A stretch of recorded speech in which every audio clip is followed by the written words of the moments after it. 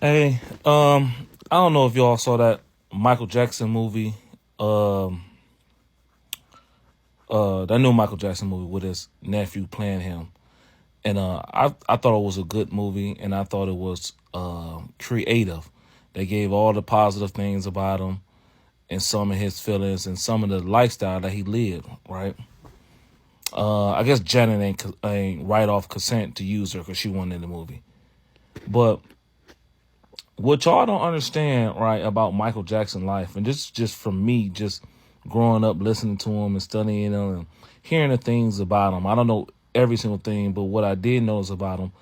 Like if you look at the movie, he was on top of his fame, like the greatest entertainer ever lived, and he was disciplined.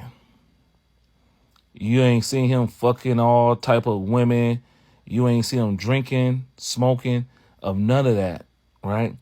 That reminds me of somebody that we read about. And then everybody know Jesus Christ. Like, could he been the second coming of Jesus Christ? Because he actually was at the top of his mountain and resisted certain temptation, if not all. I don't know of all, but I know he resisted certain temptations of sex and drinking and smoking and doing any type of drugs for real at the top of his pinnacle. They say he was doing, pain relievers as his latter days as he got older, but it could have been just to escape this world. Oh, he was ready to die. When Jesus took up the cross, he was ready to die. He was tired of the pain in this world, all the pressure on his shoulders.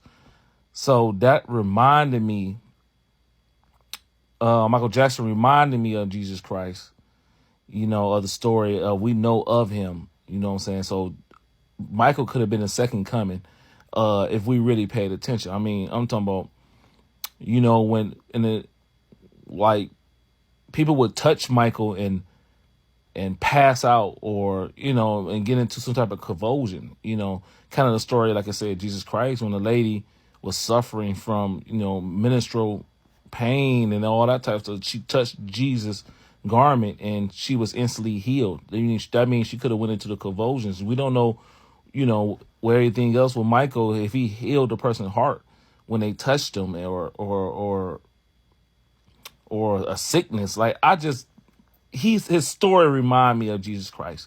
So I wanted to come over here and say that to you guys and give y'all something to think about, man. Like sometimes majority of these entities of entertainers and other things that we live in this world, sometimes they be second coming or reincarnated of people that was great in the past.